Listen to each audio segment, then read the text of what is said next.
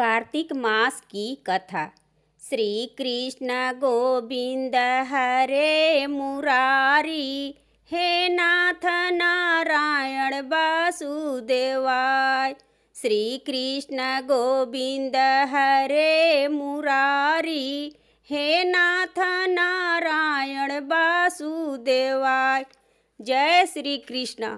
भगवान श्री कृष्ण ने बोले कि जब गुणवती को राक्षस द्वारा अपने पति एवं पिता के मारे जाने का समाचार मिला तो वह विलाप करने लगी। हे नाथ, हे पिता, मुझको त्याग कर तुम कहाँ चले गए?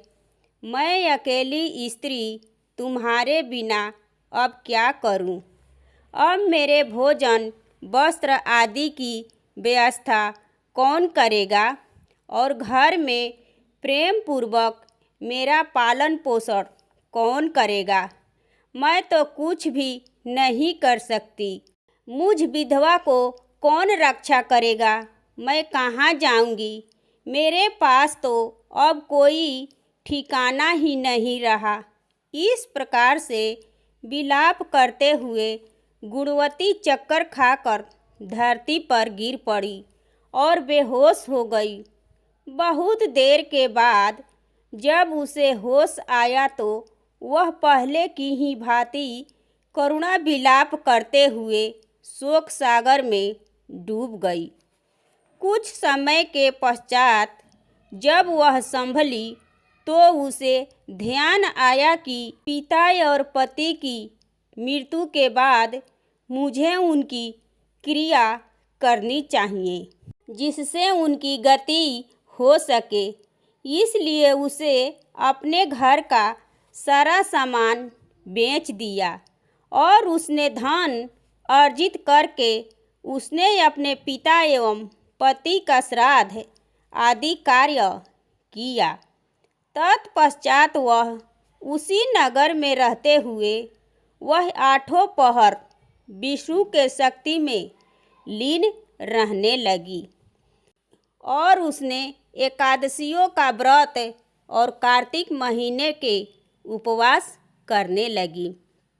हे प्रिय, एकादशी और कार्तिक व्रत मुझे बहुत ही प्रिय है। इनसे मुक्ति, भुक्ति, पुत्र तथा संपत्ति प्राप्त होती है। कार्तिक मास में जब तुला राशि पर सूर्य आते हैं तब ब्रह्म मुहूर्त में उठकर गंगा स्नान और व्रत उपवास करने वाले मनुष्य मुझे बहुत ही प्रिय है, क्योंकि यदि उन्होंने पाप भी किए हो तो स्नान और व्रत के प्रभाव से उन्हें मोक्ष प्राप्त हो जाता है।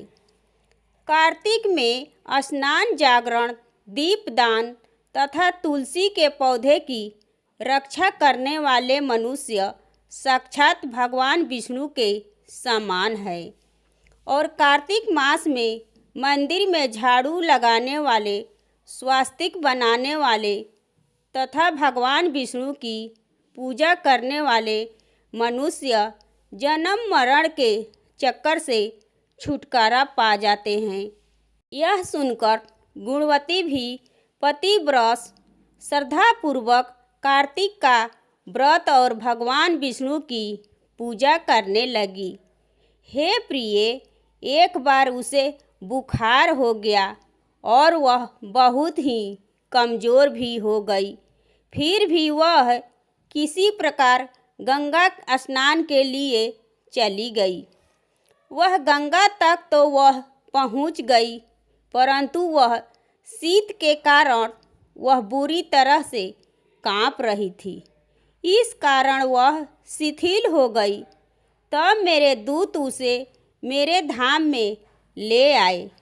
तत्पश्चात ब्रह्मा आदि देवताओं की प्रार्थना पर जब मैंने कृष्ण का अवतार लिया तो मेरे गण भी मेरे साथ इस पृथ्वी पर आ गए। जो इस समय यादव है, तुम्हारे पिता पूर्व जन्म में देव शर्मा थे, जो इस समय शस्त्राजित है और पूर्व जन्म में चंद्र शर्मा जो तुम्हारा पति था वह डाकू है। और हे देवी, तू ही गुणवती है और कार्तिक व्रत के प्रभाव के कारण ही तू मेरी अर्धांगिनी हुई है। पूर्व जन्म में तुमने मेरे मंदिर के द्वार पर तुलसी का पौधा लगाई थी। इस समय वह तेरे महलों के आंगन में कल्प वृक्ष के रूप में विद्यमान है। उस जन्म में जो तुमने दीपदान की थी उसी से तुम्हारी देह इतनी सुंदर है और तुम्हारे घर में साक्षात लक्ष्मी का वास है, क्योंकि तुमने पूर्व जन्म में अपने सभी व्रतों का फल पति स्वरूप विष्णु को अर्पित किया था। उसी के प्रभाव से इस जन्म में तुम मेरी प्रिय पत्नी हो और पूर्व जन्म में तुमने नियम पूर्वक जो कार्तिक मास का व्रत किया था उसी के कारण मेरा और तुम्हारा कभी भी वियोग नहीं होगा। इस प्रकार कार्तिक मास में व्रत आदि करने वाले मनुष्य मुझे तुम्हारे समान प्रिय हैं। दूसरे जप तप यज्ञ दान आदि करने से प्राप्त फल कार्तिक मास में किए गए व्रत के फल से बहुत थोड़ा होता है, अर्थात कार्तिक मास के व्रतों का 16वां भाग भी नहीं होता है। बोलो बांके बिहारी लाल की जय। यह है कार्तिक मास की अध्याय 2 की कहानी। ये कहानी आपको कैसी लगी कमेंट करें और मेरे चैनल को सब्सक्राइब करें एवं वीडियो को लाइक करें और ज़्यादा से ज़्यादा शेयर करें। धन्यवाद।